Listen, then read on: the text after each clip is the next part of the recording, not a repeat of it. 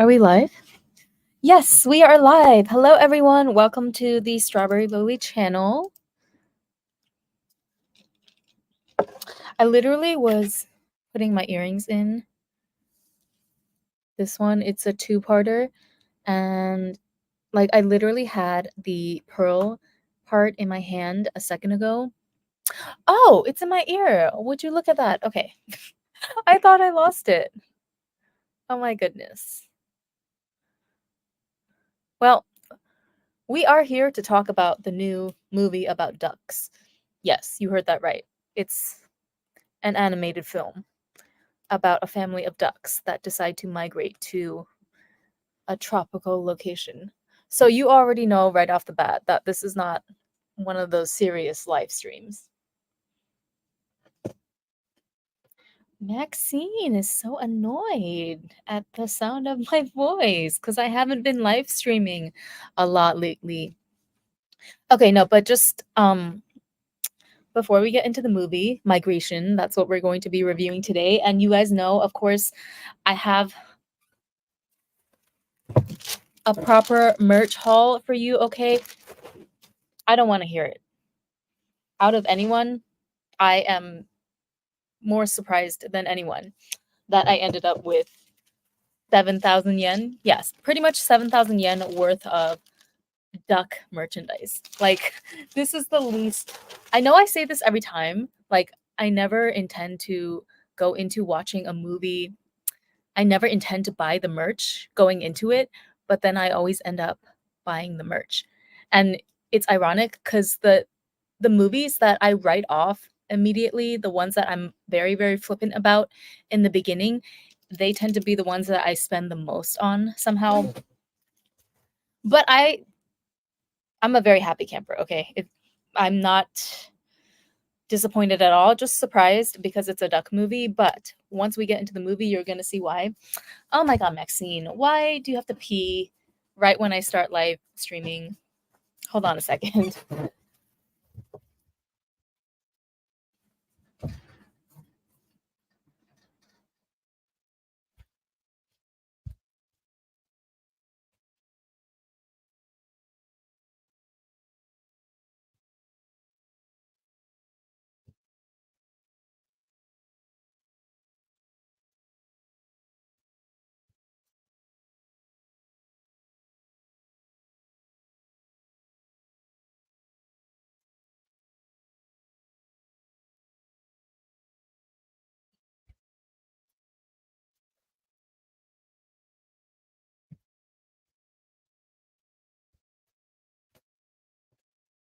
I swear she gets annoyed of my voice or something.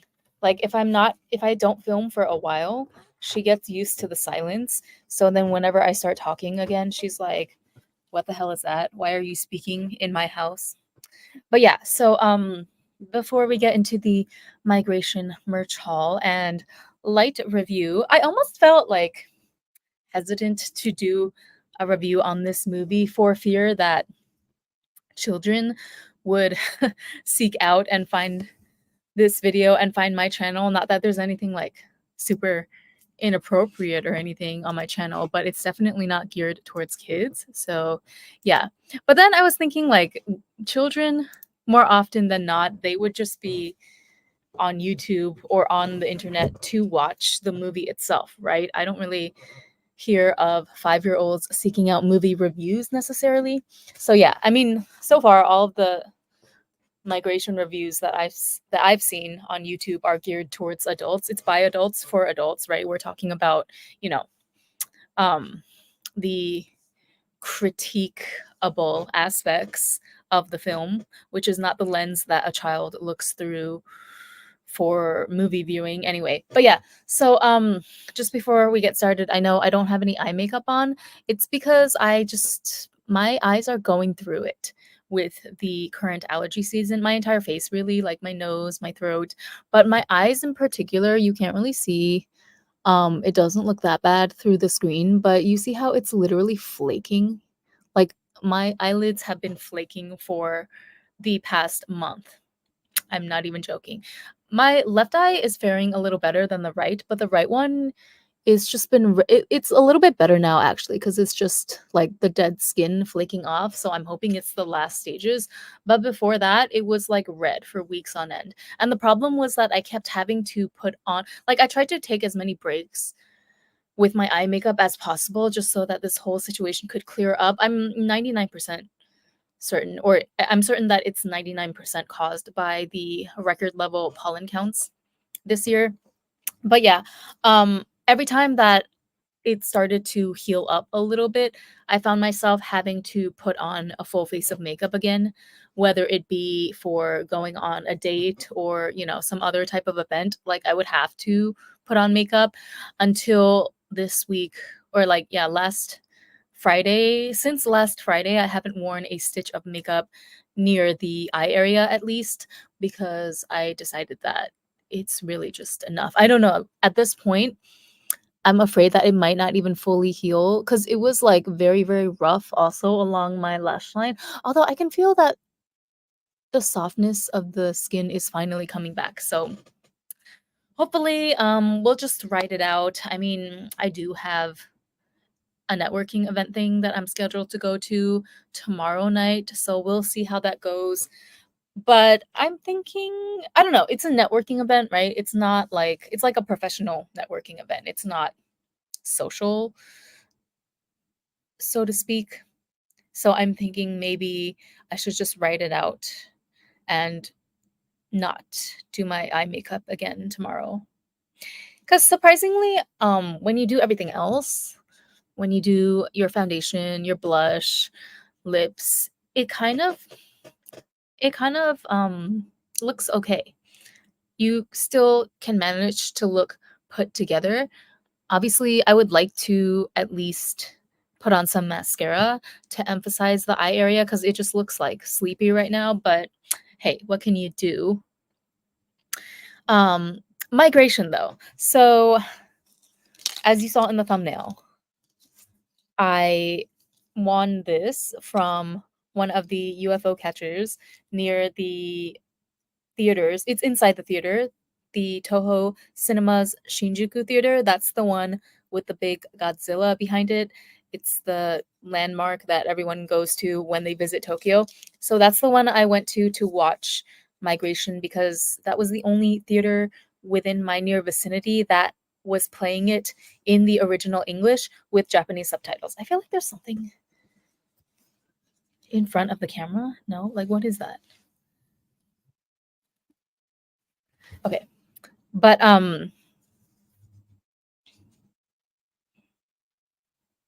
what was I saying? The Godzilla theater, that's where I went. Yeah, because that one had the movie playing in English with Japanese subtitles. My local theater only had it dubbed over in Japanese. Um, I don't I'm not a fan of dub in any language, like not because it's Japanese, but I just prefer to watch things in the original language and then English subtitles if I need them. But anyway, yeah, this is the one Toho Cinemas that costs 2000, like it's in Shinjuku, so I guess both Toho Cinemas and Wald 9, which is my favorite one, but that one also didn't have migration in the original English language. So I had to go to the Godzilla one, um, which had a UFO catcher with these little plushies. And I got this one on the third try. Okay. I really wish, okay, I tried to film it, but then, my nerves got the better of me. And I wasn't able to film myself actually catching the plush with the claw. Because I feel like if I had filmed it, the whole way through, then it would have tripped me up and I would not have been able to win this on the third try. Do you know what I mean? But yeah, this one is, I believe this is Dax, the little boy duck. How do I get rid of this? Okay. Sorry, I'm still learning how to use StreamYard, which, by the way, I'm fully aware that this review does not really warrant StreamYard software, but I thought it was funny just because, the logo for StreamYard is a duck after all. And what are the chances? Okay. So yeah, this is the little boy duck whose name is Dax. So it's a family of mallard ducks, right? Mallard ducks have this pattern, this coloring with the green and the brown. These are the males though. The females don't have this coloring. But so it's a family of ducks that, spoiler warning, by the way, spoiler alert, although there's not really much to spoil, to be honest with you, because it's not like there's no big mystery or big reveal necessarily in this story. It's basically just, I mean, it's kind of predictable in terms of the storyline. It is what you would expect in terms of, okay, so this family of ducks decides to try their hand at migration, even though they have stayed in the same pond for their entire lives, because the dad, whose name is Mac, the dad is very, very risk adverse. And also, you can sympathize with him as just a caring, loving father who doesn't want his children to be put in harm's way. So he naturally feels that the best way to prevent any sort of possible dangerous scenarios is to just keep his family in that pond where everything is safe and they know what to expect. There's no danger, and his solution is just to live there now and forever until the end of time. But the problem is the mother duck, whose name is Pam, and the two kids, Dax and Gwen, they are all itching. They have a bit of wanderlust in them, right? Like they're all itching to go on some sort of adventure. They've never left their little pond. So when this new group of or no, when this group of like exotic looking ducks, I don't know, I'm sure there is, I'm sure it's an actual duck species, but I've actually never seen them before. But it's like an exotic duck species that migrates every year. So they do a pit stop into the mallard duck family's pond.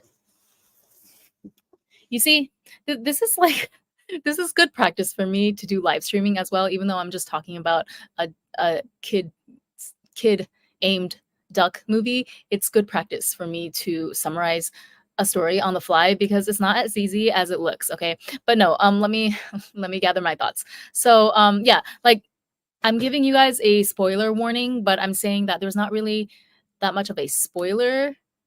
There's not that much of like a big reveal in this movie, so much as it is a sequence of adventures or misadventures, if you will, that this duck family finds themselves embroiled in until, along the way they learn the value of family and sticking together and believing in each other, forgiving each other as well for certain oversights. But then at the end, it's like wrapped up in this nice, warm, family friendly message, right?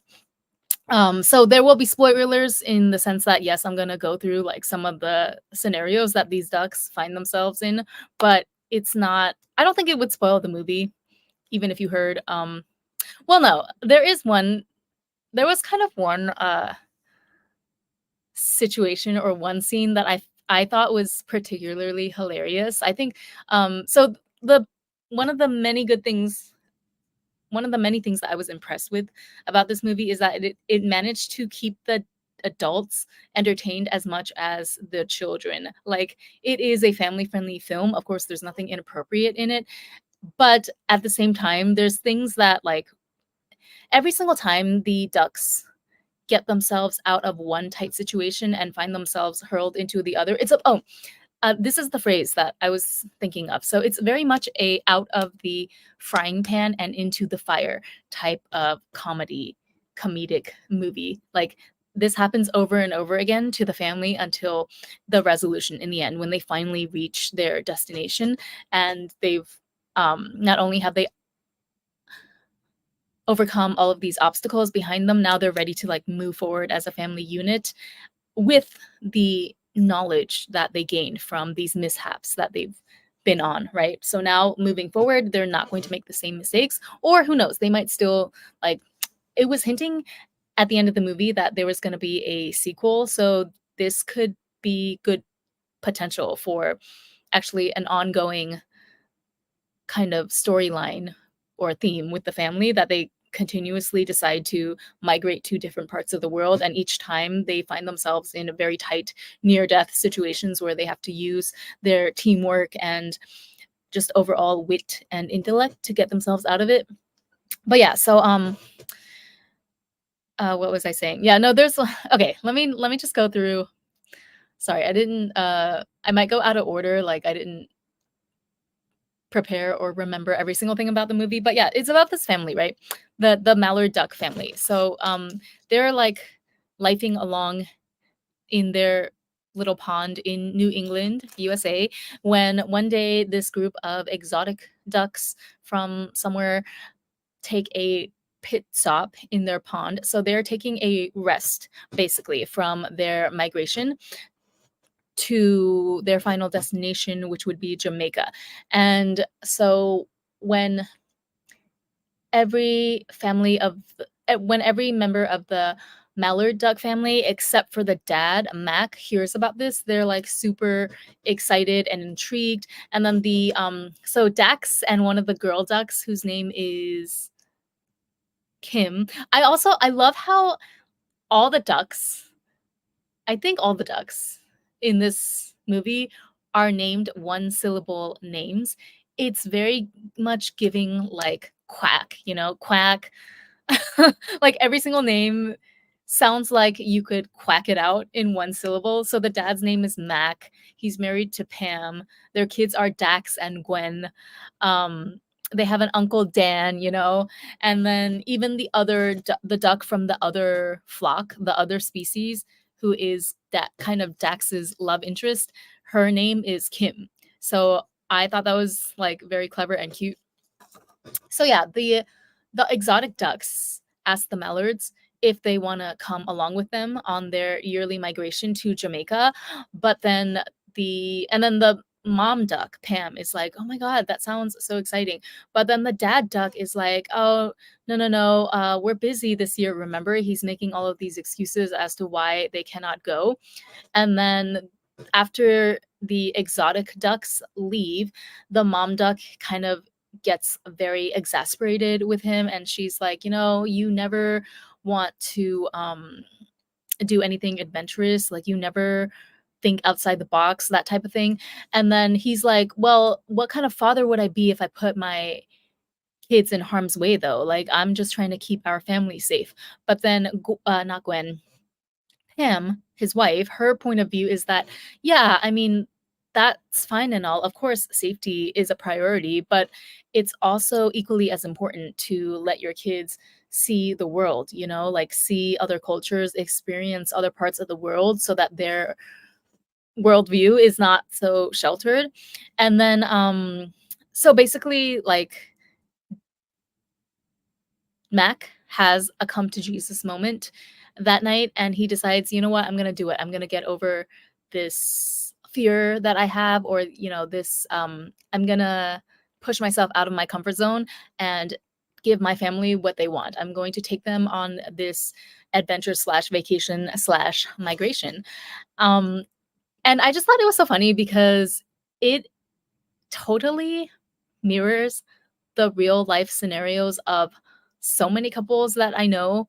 Like pretty much every single woman that I've met before that has, not every single one, but like so many real life couples, whether they are married or in a long-term relationship or whatever the status, if they if you are a woman and you are in a relationship with a man, or a woman in a relationship with a man, chances are you've heard the complaint that the woman is the one that wants to travel. She's the one that wants to go out there, get out there and seek new experiences, while the man is the one that likes to just stay home, or even not necessarily home, but the man likes to stay put. The man is not adventurous. I've seen this with my own parents, right? When, back when I was a kid, when they were married, like my mom would always want to go on vacations. She would look at other families that took like yearly vacations, guaranteed that they would go to a different country every year. And then she would complain that, my dad doesn't want to put in the effort to plan any family vacations. If she pushed for it, then yeah, like we would go once in a while. But my dad was only going to please her and to please us, right? Like if we were not interested in traveling to other places, then he would have been just as happy. He would have been totally fine staying home.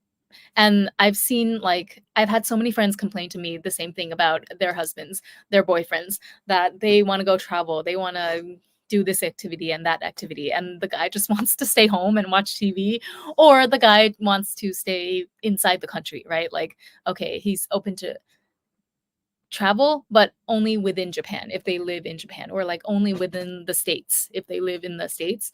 The only the only couple that I've seen, and I've seen this with my aunt and uncle. So my younger aunt and uncle, the my uncle who is the younger brother of my dad and his wife, he also doesn't want to travel, right? Like he's not the type of person that really likes to put himself out there. He doesn't really want to have to navigate or get up to speed to a new environment. While my what I was gonna say wife, not my wife, his wife. His wife, on the other hand, she really wants to travel, right? Like she has a group of girlfriends that she travels with and does activities with sometimes. So that's good. Like that's usually kind of the compromise that I've seen a lot of couples with this dynamic have. Like the wife will just find a group of girlfriends to travel or do her fun things with, and then the guy just can stay at home and be boring if he wants to. But it's just so funny, like the majority of my couples, they embody this exact dynamic that this duck couple in the movie is portrayed as having. And I just think it's funny, they definitely took that from reality, or from some couple, some maybe even some personal experience that the screenwriter had. So that was funny. The only couple that I know that where the guy is somewhat willing to travel along with the woman, and not in a way that she's kind of dragging him by his feet, but in a way where the man is actually willing to go along. The only couple that I've seen is my second aunt and uncle. So those are they are the ones that I told you about in a previous story time, where my aunt basically, it's going to sound weird, but you have to watch the story time in order to understand the context. So I'll link that here if you want to go watch that story time. But my second aunt and uncle, my aunt kind of, long story short, she gave up wearing nail polish, or in particular red nail polish, to appease my uncle, because he has kind of a thing, like it's an actual fear. So this is not a controlling toxic masculine type of thing, but he kind of just has trauma associated with like red or blood color near his food. So anyway, long story short, my aunt doesn't get her nails done because of this. Because I guess, like, from that generation, my aunt's generation, of course, like you can get your nails done in any color other than red, but I think in their minds, if you're going to get your nails done, it would be a given that you would get them done in red or any other sort of natural looking color. Like, so anything like that, red, pink, purple, all of those make my uncle very uncomfortable when he sees that, especially when his wife is the one serving the food, so he would have to look at her nails. It's a whole thing. I will link the story if you're interested in that. But interestingly enough, right? That's the only couple that I see, and they're like old. Okay, I mean they're 70 years young, but they're not like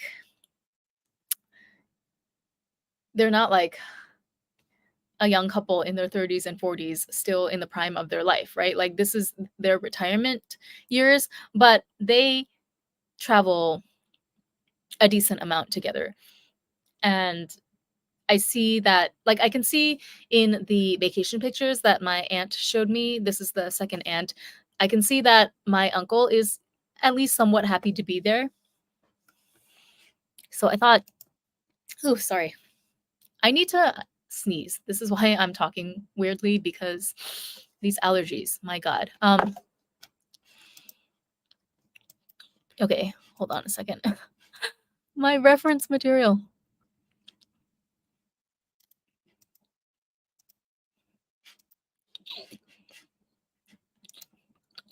Okay, wait, how do I?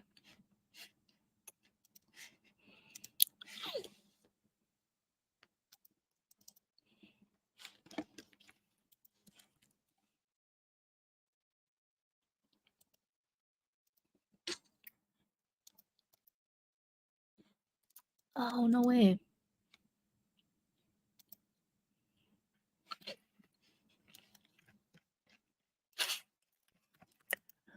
Okay. I thought I combined all of them in one PDF, but apparently not. I think it's so weird that StreamYard doesn't allow PNG or JPEG images. You have to convert things into a PDF. It's weird. But anyway, um let me see if I can.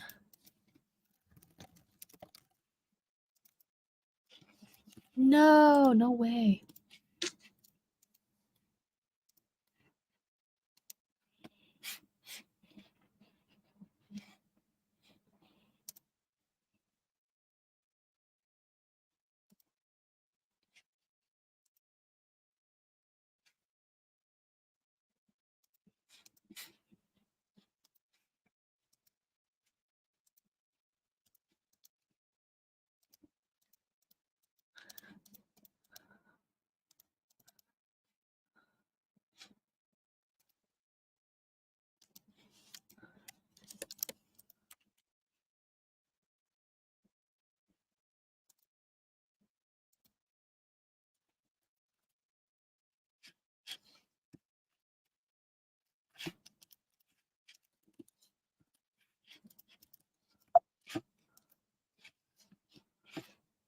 Oh, okay, hold on, hold on. Let me.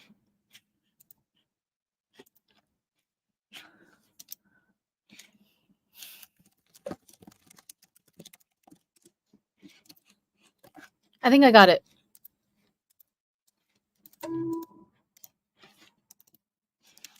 Yes. Okay, hold on. Let me upload.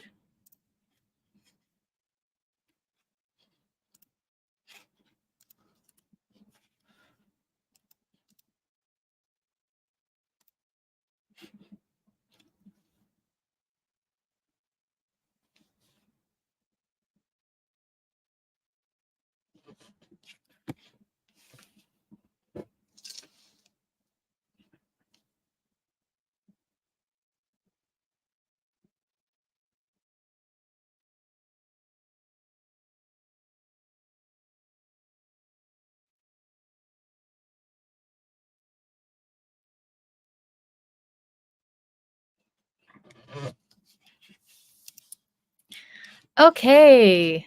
And now I'm not here. Okay. So yeah, this is the family, right? We have from left to right, Uncle Dan. Oh wait, no. Sorry. Uncle Dan, and then Gwen is the little chick right there. She's so cute. Dax, which I think is my little plush toy.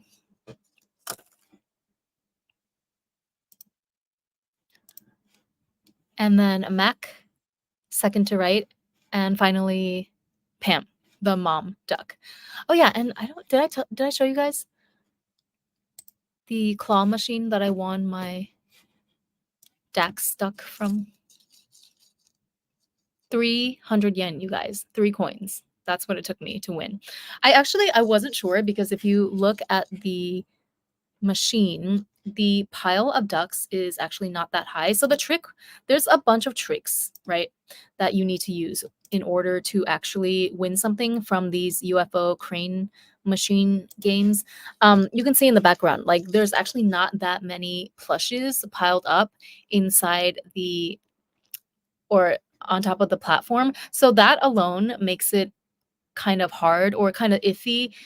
It was hard for me to gauge whether or not there would be a guaranteed win for me because usually if it's piled up a lot, if there's like lots of layers of plush toys on top of each other, then usually that makes it easier for you to win because the claw itself, it's not strong enough to actually like grab onto the toy and bring it and lift it all the way to the um the drop hole place because the claw is not, yeah, it's not designed to support the entire weight of the toy. So the strategy that you have to employ is that you need to your best bet is to like knock a well-positioned toy off of some sort of pile, or at least, if you have a multi-try strategy in place, which is what I had. I was aiming to get this in 3 tries. Like, I was thinking that, okay, if I'm ambitious, I can get this in 3 tries. If not, like, my max amount of tries, I would have tried up to maybe 7 times. Yeah, 7 or 8 times, because that would be 800 yen, right? If I tried 8 times. And so I would consider this to be worth 800 yen. But I wasn't sure about this one because it's like not a huge pile of toys. It's just that one single layer. So I had to basically like drag this one toy closer and closer each time. It's not going to let you just grab it and then drop it in the hole all in one go because the claw is not designed to support the weight of the plush. So what you have to do is like you do it the first time and then you think that it's going to work, but then it always shakes at some point in the middle of its journey, which usually causes the toy to drop. But the thing is, when it drops closer to the hole than it was originally when you first pick the toy up, right? So that's what you're banking on every time that you put in a new coin to try again. You're banking on getting this closer and closer to the hole until eventually you can either like eventually the distance is so short that the claw is able to sustain the weight of the toy for that small amount of time, or it's so close that even if the claw drops the toy midway, it will still like the momentum will catapult the toy over into the exit, if that makes sense. I just gave you a masterclass on Japanese UFO catcher games, crane games right there. Okay, you're welcome. Now let's see you. It's one thing to describe it, but let's see you put it into action. Let's see you actually implement this at your next arcade outing. But yeah, so I got this and then hold on, let me just okay. I don't have like I didn't think I would have that much to say about this movie, but let me just continue through my slides. I don't have a lot. Oh, this scene was really funny. So this was the first misadventure that they get themselves into when they first set out to they get started on their migration and then they notice that they're going in the opposite direction that a lot of other flocks of birds are going in. So they're kind of starting to think or they're starting to wonder, is something wrong? Do we have the wrong direction? And then they get stranded in a rainstorm, right? So they're like trying to take cover for shelter under the this in this like not a cave, but like a rock. There's like a bunch of rocks, and then the family is kind of just huddled into a hole to shield themselves from the rain. So then while they're there, a heron, right? You guys know what a heron is. It's like one of those long-legged birds whose name is Erin. She finds them. She's an elderly heron named Erin, and she finds them in the rainstorm. And it is the creepiest scene ever. I mean, obviously, it's still kid appropriate, but I was genuinely like on the edge of my seat during this scene because it was so tense. So I thought that that was really well done. I thought overall, I really thought that everything, all the animation and the not just the animation, but the direction in this film was well done. Like another aspect, it took us through so many different movie genres almost. Like the scene with the herons was so this heron named Erin, she kind of lures them into her house where she lives with her old decrepit husband who's like half dead. So I forget the name of her husband, but she's like, oh, we're just maybe we'll call him Earl. I feel like it was Earl. She's like, my husband used to bring in the prey. Herons are predator birds, right? So they eat ducks and smaller birds for food. So the duck family, the mallards, are like terrified, but they can't really say no because if they say no, then they're afraid that Erin is gonna kill them on the spot. So they just play along and like go into her house for the night. Plus, they don't really have any other option because it's like pouring rain outside.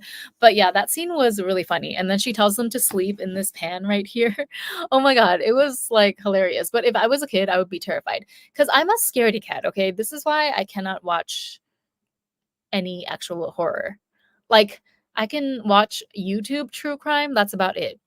Um, but yeah, it's funny because eventually she like I think that she was planning on eating them all along, especially the two baby ducks, Dax and his sister Gwen. But then basically what happens is that a pufferfish comes up out of the water and then she gets distracted by the pufferfish because that's a bigger and juicier meal than the ducks would have been. So they end up cooking the pufferfish instead, and she actually does keep true to her word of sheltering the Mallard family for the night. Like they just end the night by, getting as much sleep as they can in that situation, and then they leave in the morning. But it's a brilliantly executed film. It's so funny. So we get a little bit of horror, and then after that they end up in New York City, which is their first time seeing a city, right? So when they get closer and closer, they realize that there's all these obstacles in the city. Like they have to dodge all of this construction equipment and the skyscrapers. And then they run into a gang of pigeons, which is led by this pigeon named Chump, I believe. Yeah, Chump, who is voiced by Aquafina, who at this point I kind of feel bad for because I feel like, okay, why did these movie studios keep casting Aquafina as the voice actor for all these new movies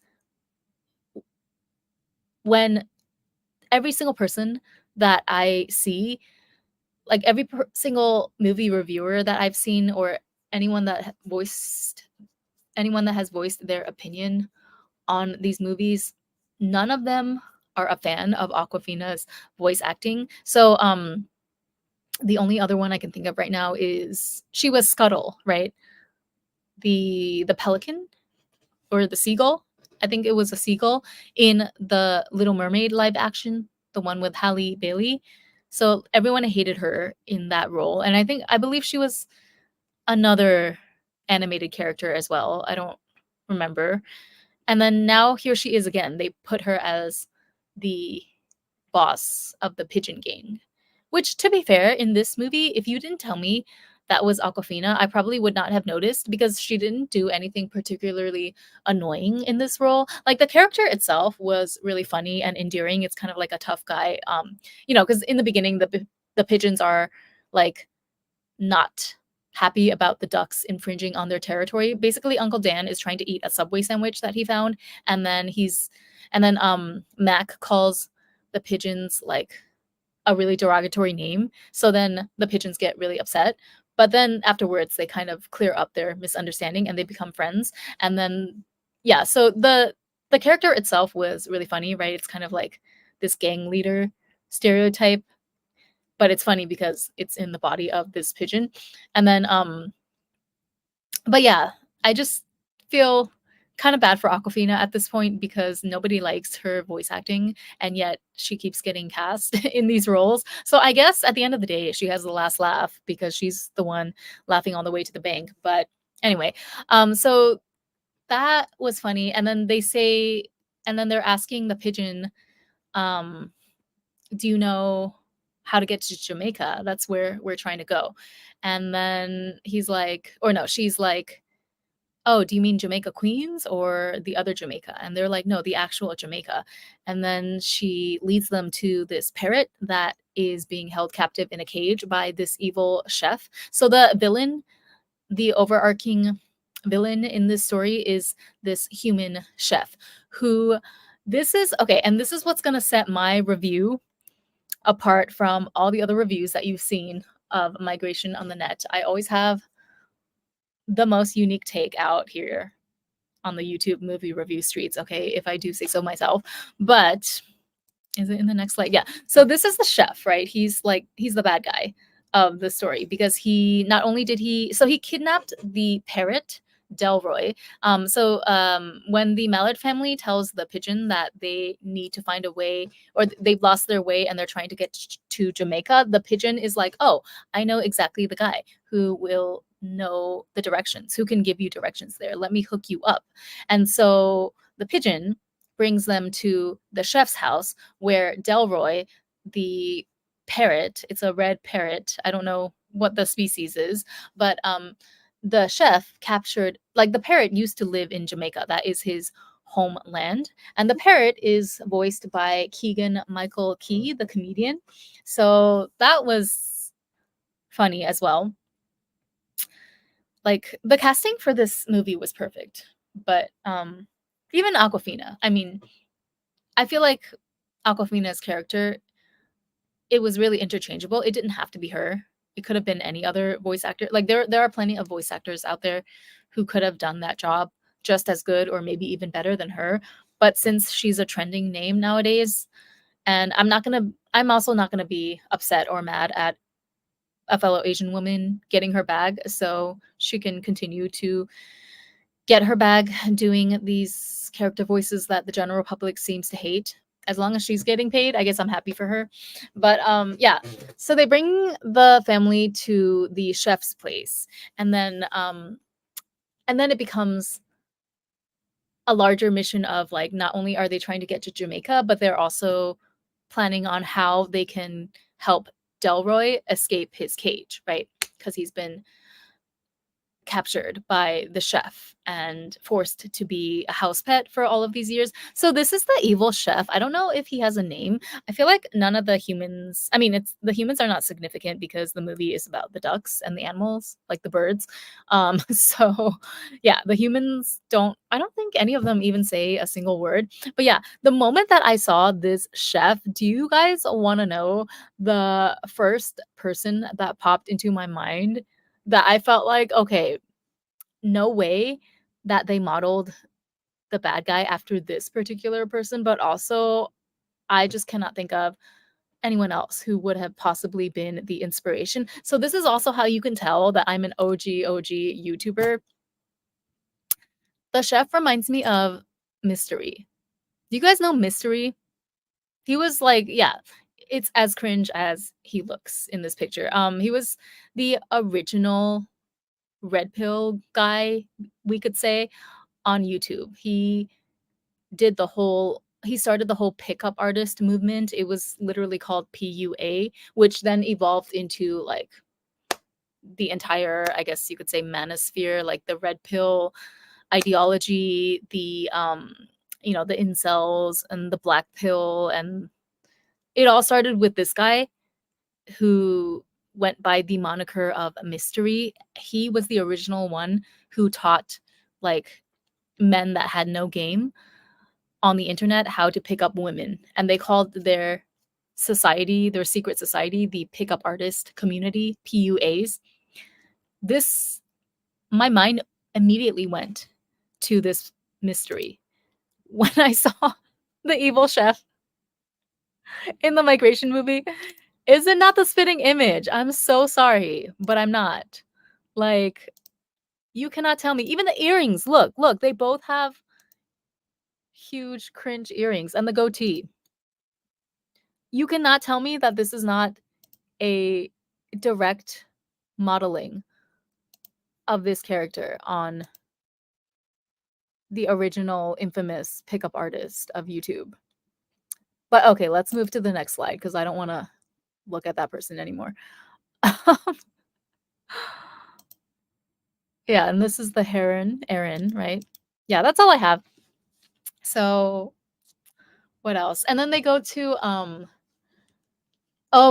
and then they end up in once they managed to free Delroy after a near brush with death in the kitchen of the chef, the evil chef, right? Hell's Kitchen. And then they managed to get the key from the chef in order to unlock Delroy's cage. And then once Delroy is free, he brings the family into the right direction to Jamaica. He's also going to go back to see his family for the first time in many, many years. But then they get sidetracked by this so they find, like, these doors in the middle of the wood, and then it leads underground into this oasis paradise place with a bunch of white birds. I don't know if it's geese or, like, very white fluffy birds. Geese. and they're doing yoga or something, and then the leader is giving cult leader vibes. So the whole situation was giving cult, right? Like Heaven's Gate, that type of vibes, which again I thought it was genius because as an adult you recognize immediately what's going on here. The first thing I thought when within the first second of that screen, within the first second of that scene being presented to me, I thought, oh, this is a cult of white fluffy birds.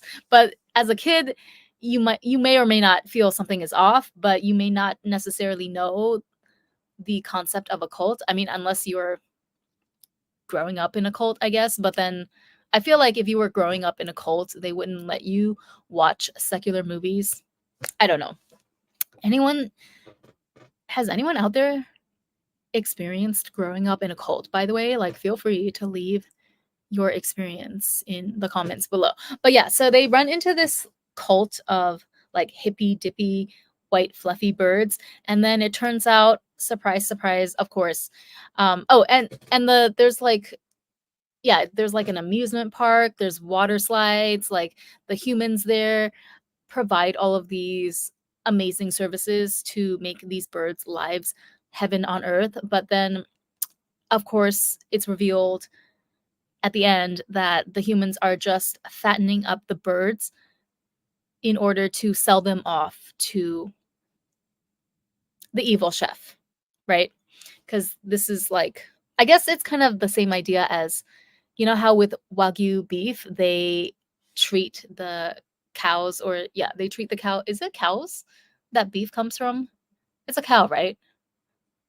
They treat the cows really well, like they massage them in order to get that marble texture in the Wagyu beef. So I feel like they were trying to represent the same thing here, where they treated the birds really well, like they would massage them and allow them to eat the only the best feed, um, play in the pool, play in the water slides all day, only to be ultimately slaughtered for a gourmet meal, right? Or sold off to the evil chef so that he can slaughter them for his restaurant. And so when that happens, yeah, that's like the last, I guess that's the climax of the film when the evil chef, so they initially managed to, like, all of the white birds are brainwashed to the point where they think that the black truck that the chef pulls up in, the humans and the bird leader are telling them that, oh, this is a new adventure, like this is a new fun thing that you guys get to experience. So they're all blindly filing into this black truck. But then the Mallard family, they sense right away that something is wrong, and they also recognize the evil chef from their close, um, conflict with him earlier in his house when they were freeing Delroy. So they managed to de-brainwash the whitebirds and convince them to run for their lives out of the truck at the last second. And then so by this point, all of them are on the run, right? The whitebird cult colony, the mallards, Delroy. I don't know if the pigeon is still with them. I don't think maybe the pigeon is not there. But yeah, so they all are on the run for the better part of a day, and then they have to eventually stop for some rest, right? So they stop. They're still in New York City or in some sort of city by this point, and they need to basically just stop on the roof of some hotel or restaurant to rest for the night, where the evil chef, who is in a helicopter, I can't believe I'm doing this video. He's in a helicopter by this point, okay? And he has this spotlight, um, from his helicopter where he's shining the spotlight on all these different areas in the city to try to locate these birds. And he eventually locates them, and he drops a net out of the sky from his helicopter to capture the birds before they can even, like, before they even know what's happening. And then so this is the part that's really like, that really tugged at my heartstrings. I shed a tear during this movie, okay? Let that sink in for a while. I actually shed a tear or two during this movie, and I will go on record saying that Migration is better than Argyle and Madam Web combined. That's a pretty alarming reality that we have to face here. I was joking. Okay, so I watched Argyle and Madam Web with the same guy, like, on 2 separate dates, and I was kind of joking with him afterwards. I was teasing him that, "Hey, how come every movie that I watch with you, not only is it the worst movie I've ever seen, but it tops the last movie that we saw in terms of how awful it is." So the first movie that we watched was Argyle, right? And I walked out of the movie theater thinking, "Wow, that was so bad that it was actually hilarious because of how bad it was." So we had a good time, right? Like, I could not stop laughing. But it was bad. But then Madam Web was even worse. So we watched Madam Web um subsequently after Argyle the next week, and Madam Web was even worse. And I did not know that it was possible to just, like, I'm scared, honestly, at the depths that we have sunk to in terms of how bad a movie can possibly be. Madam Web is hands down the best, hands down the worst movie I've ever seen in my life. Like, certainly in the theaters. So yeah, I was telling this guy that, I don't know what this says. Excuse me.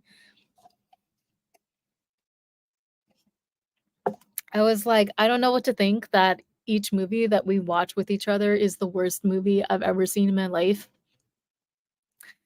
And then this one I went by myself, the migration movie. So the one that I watched by myself, it turned out to be a banger.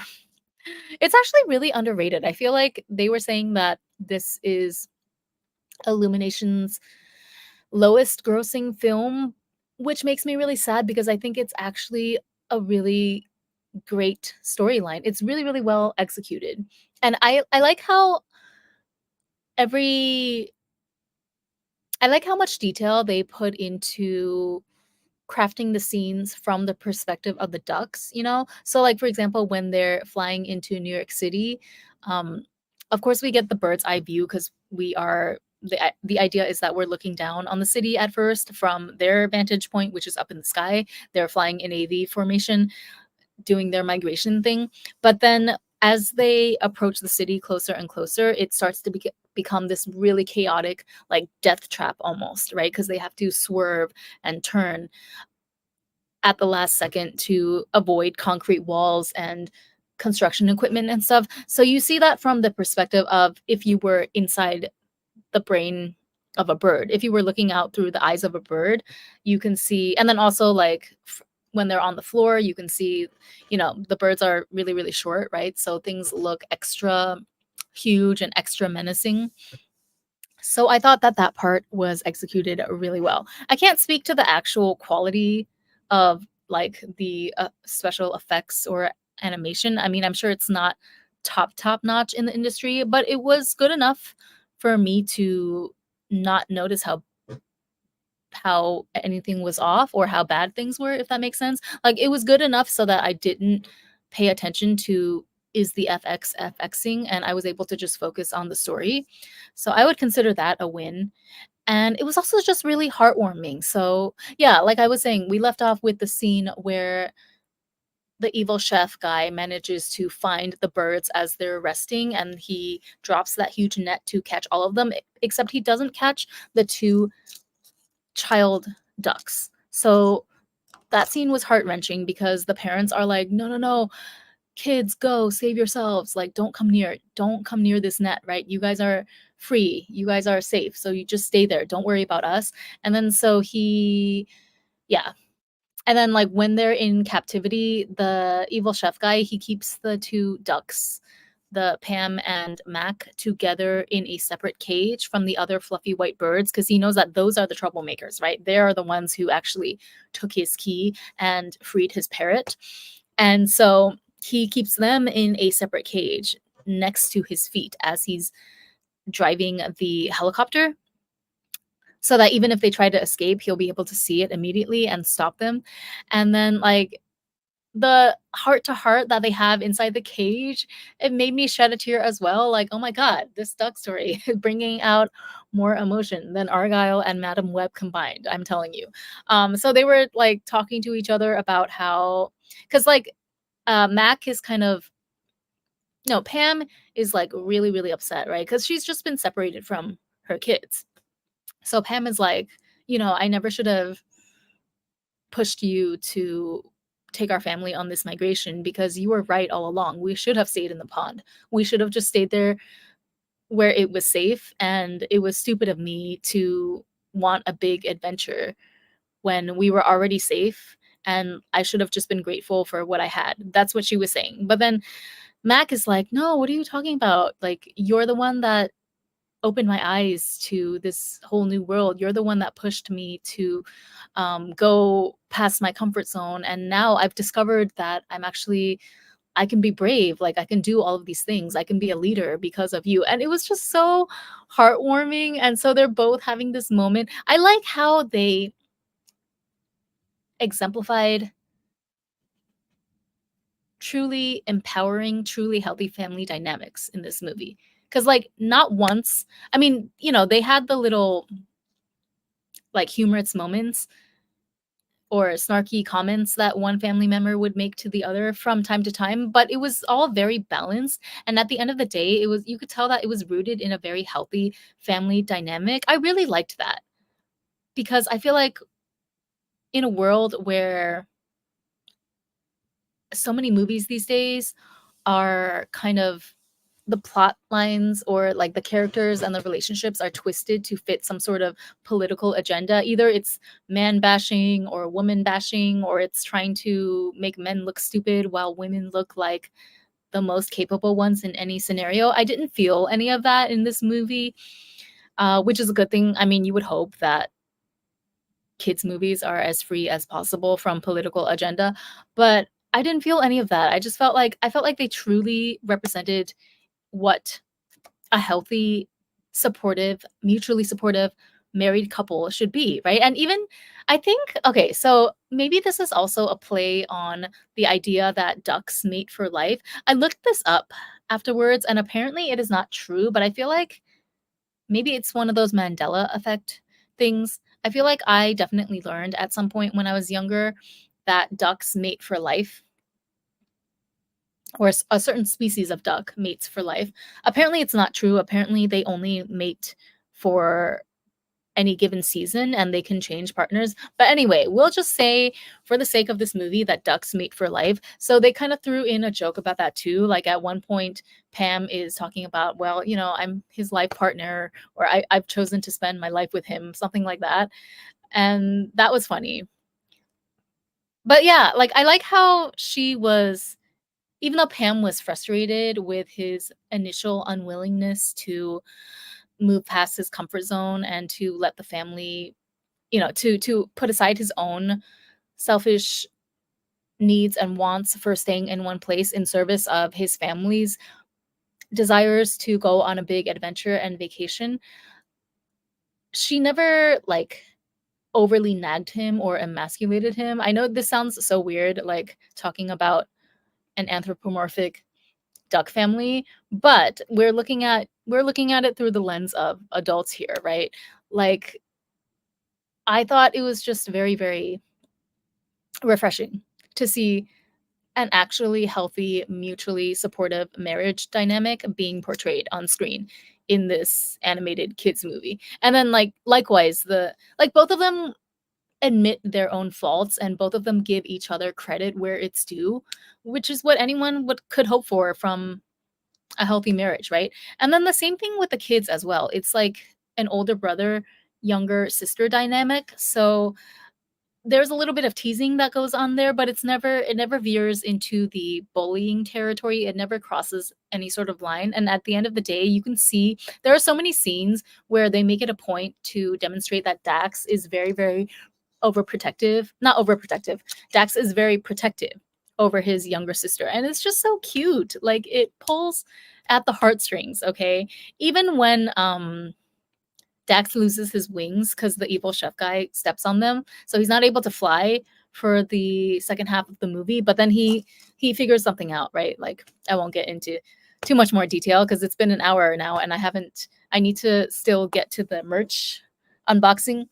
But yeah, like it showed him being very protective over his little sister Gwen, which is what I mean, maybe I'm biased here because I'm an only child, but whenever people have asked me whether or not I wished that I could have had a sibling, I always say that if I could choose a sibling, it would be an older brother, right? And so that's exactly the dynamic that I would imagine or that I would hope for if I had an older brother, like someone to protect me, and tease me, of course, in the way that brothers are almost obligated to do. But when push comes to shove, when it really matters, I would want that protective older brother energy around me. And yeah, I just thought it was so precious that they were able to demonstrate that through these ducks.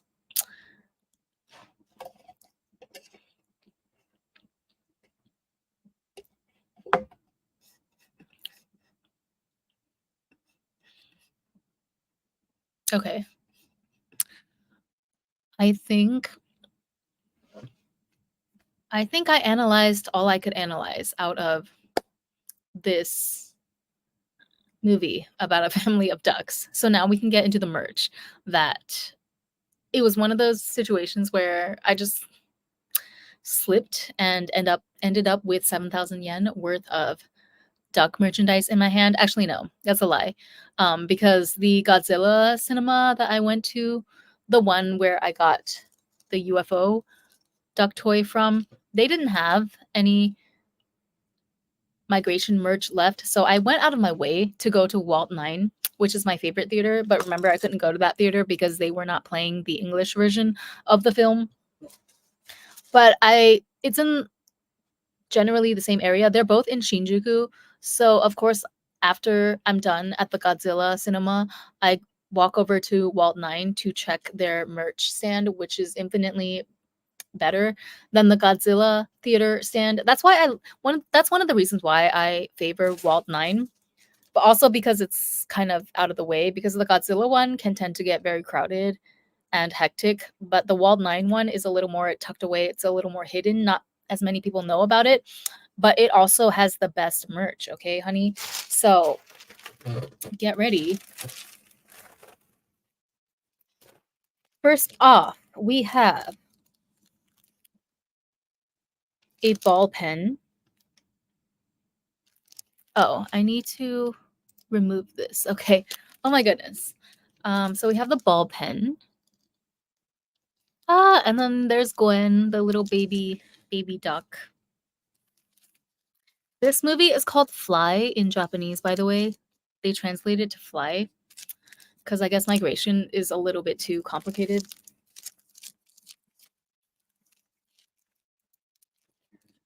But yeah, let me show you.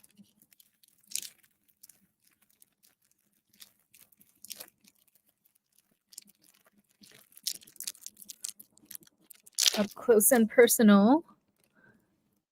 There's the pen. It has kind of like a bumper sticker design with a feather and Gwen. Is this a real feather? Do they say that here? It feels like a real feather. So now I have two pens. I have the Spider-Verse pen, Spider-Gwen, and Gwen from Migration. Oh my god, two Gwens. I have two Gwen pens. Spider-Gwen and Gwen the Duck from Migration. Talk about a coincidence. It looks like these are made by oh wait, no. I thought they were the same size. They're slightly different, but yeah, let me see. Does this even work? Okay, it works, but it's not the best, but we're not buying it for the ink.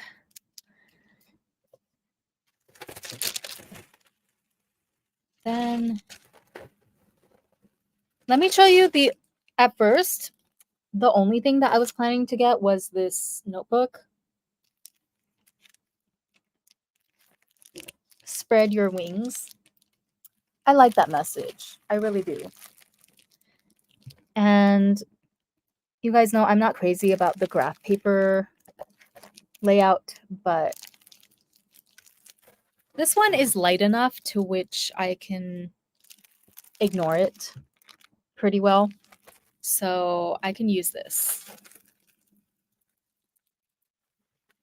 But yeah, you guys know I like my notebooks. I'm always on the prowl for a new manifestation notebook. So originally I was only going to pick this up, but then that quickly changed after I looked at some of the other available merch. The sheer amount of merchandise that they had available for this duck movie, I'm like simultaneously impressed and perplexed. Like the fact that there is even this much demand for migration merch. But then joke's on me at the end of the day, I guess, because I bought it in the end. So I got all of these like keychains. So this one has all of the ducks. This is Mac and Pam and Dax, Gwen, Uncle Dan, who is voiced by Danny DeVito, by the way. Yeah, and I think this is Mac as well. So it's an acrylic keychain. And then we have another acrylic keychain, which looks like a photo card. So this is Gwen, Dax, and I think on the back, it's a different design.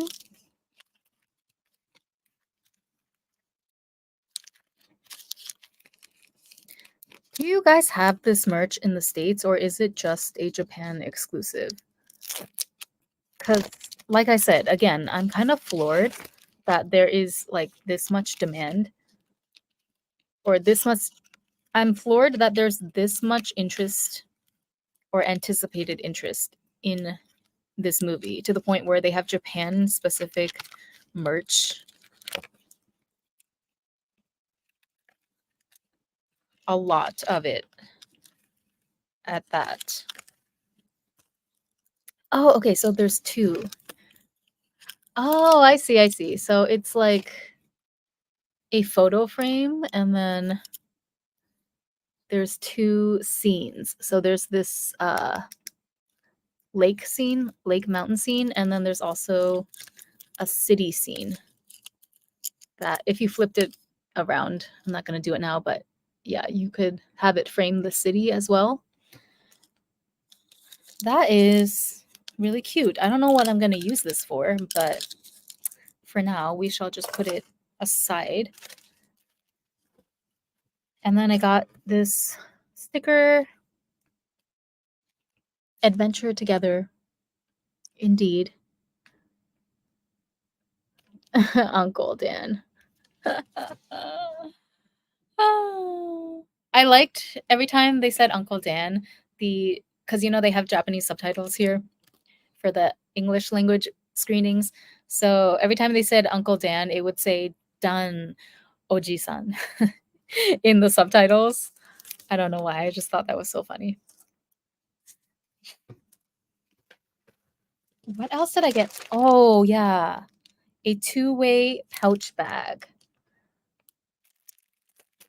I mean, a duck movie, you guys. This merch has no business being this classy for a movie about a family of ducks. So it looks like that when you open it up, and there's this embroidery here. Look at how classy. It says find a bigger pond. Find a bigger pond. Embroidery, okay? If you looked at this from afar, you would not even be able to tell that it's from a kid's movie. This is why going to the movies in Japan is literally, I have accepted that every time I go out to watch a movie in Japan, I am very likely to spend up to 10,000 yen. Like, that's just what my set point has to be from now on. For every time I go to the cinema, every time I go to the movie, just be prepared to be out 10,000 yen by the end of the night. That's how I cope with this, because if I don't, then it's just too much of a shock, that I'm in for after I'm done perusing the merch stand. Perusing. Let me look for my scissors.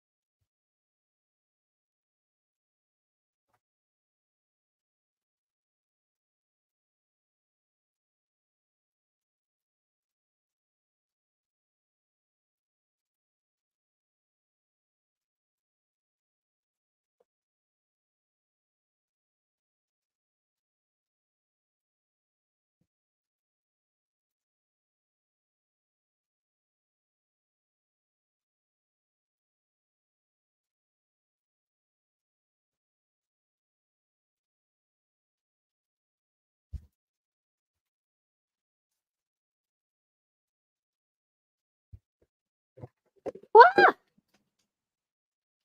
Oh my god. I was this close to spilling my caramel macchiato. Why do I feel like I'm always constantly using my scissors and yet they were always lost?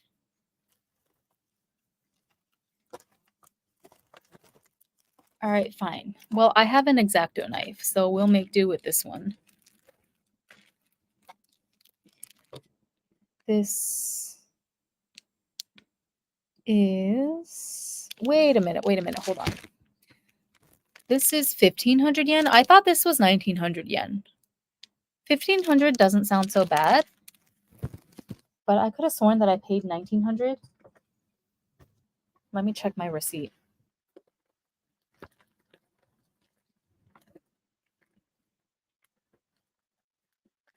The lady at the cash register was not impressed with me, by the way. Like, she was so over, well, her job that day, which you can't blame her for. I would not want to be making minimum wage at a movie merch stand either, but she was not impressed with me when I walked up to her with my 7,000 yen worth of migration merchandise.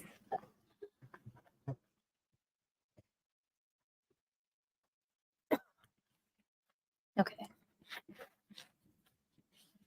I have my receipt. Oh, it was 1,500 yen. That's a nice surprise. I thought this was 1,900 yen because they usually price the bags and the classier looking items, like the more functional ones that adults would actually want. They usually make those a little bit more expensive. But I gotta say, I feel like 1,500 is reasonable.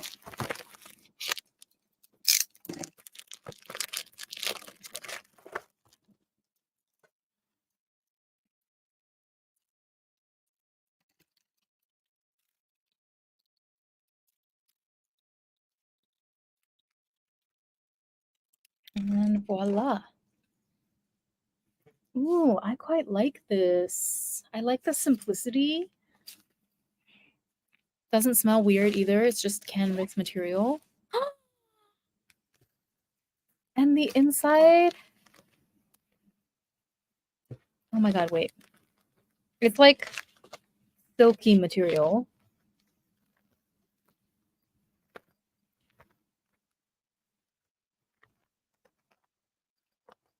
And again, it has that travel bumper sticker design.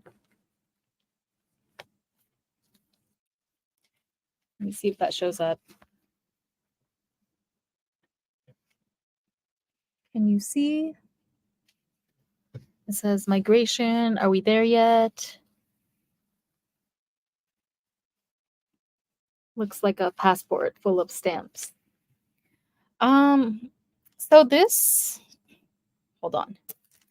This description says that it's a two-way bag.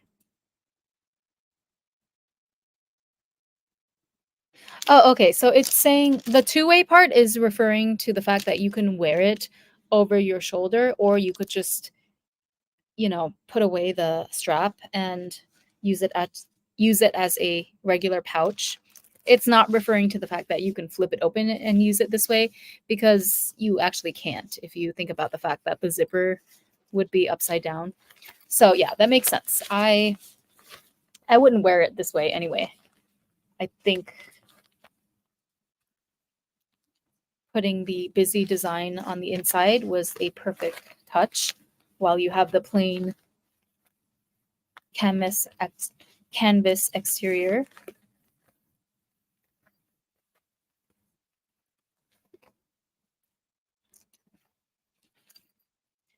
But yeah, you can literally wear it as a shoulder bag. Hold on, let me get up.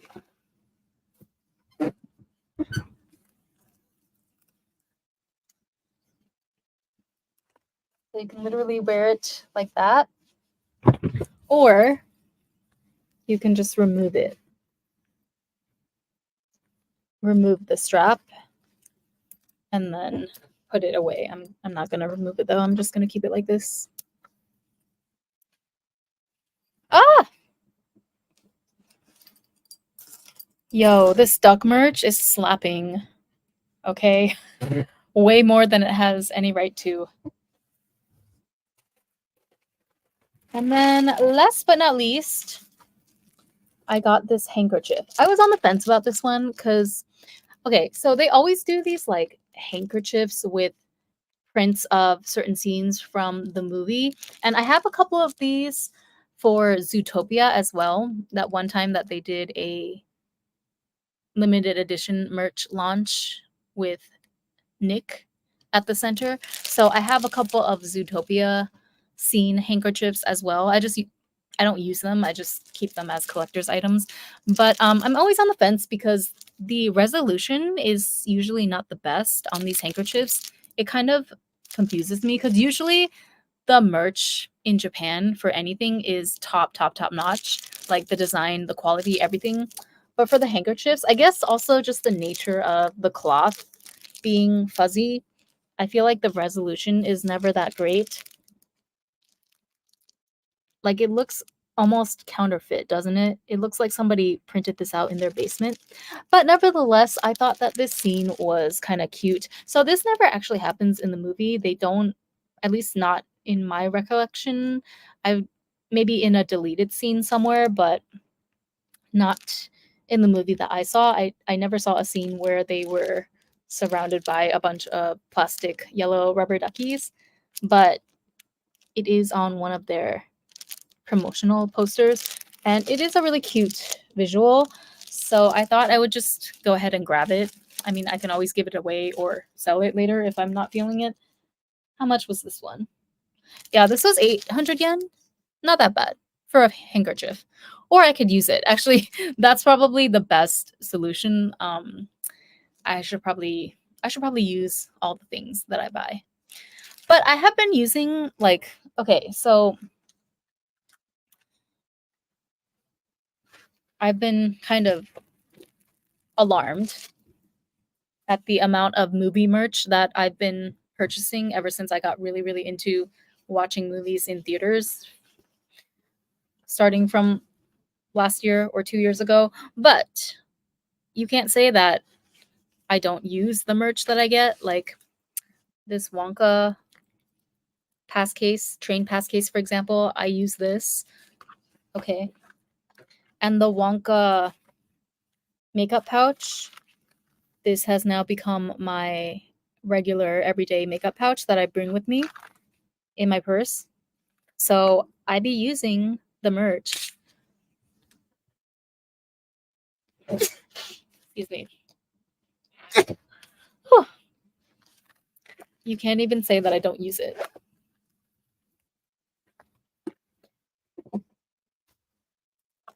And speaking of, I'm going to open the notebook as well.